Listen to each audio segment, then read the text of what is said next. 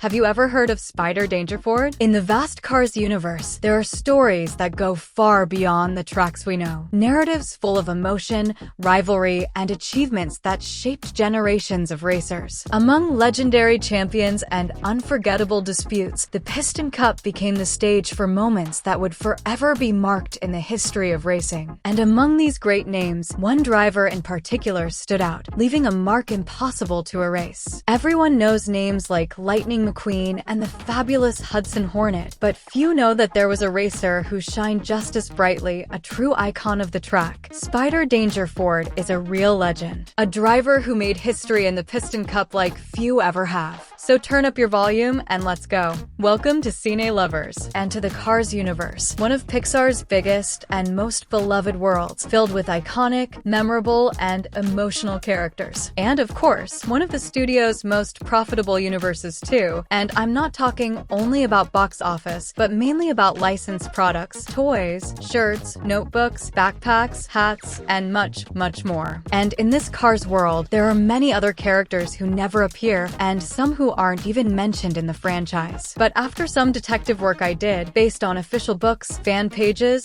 and watching the Cars shorts, I discovered that many characters have actually won the Piston Cup. And in this video, you're going to meet the great, the gigantic Spyder Dangerford. Spyder began his journey on the track in 1957, racing with the iconic number 70 for the Gasprin racing team. Representing a 1960 Plymouth Fury, he was powered not only by fuel, but by courage, talent, and an unshakable determination to make history. His arrival marked a turning point in the racing scene, a new name that quickly caught everyone's attention. With an impressive debut full of boldness and refined technique, Spyder didn't take long to prove his worth. He earned the Rookie of the Year title, showing that a true champion had just arrived. Just like you're like, that's already popping up here. In the early years of the 1960s, Spyder began to stand out as a true racing phenomenon. His impressive skill and aggressive style quickly turned him into a real threat on the tracks, going head-to-head with some of the biggest names of the time, including the legendary Morris Axler and Lee Cunningham, in disputes that became historic in the world of motorsport. It was in 1963 that Spyder reached the peak of his rise by winning his first Piston Cup. The victory marked the beginning of a new era in his career, solidifying his name among the greats and making it clear that he was not just another competitor.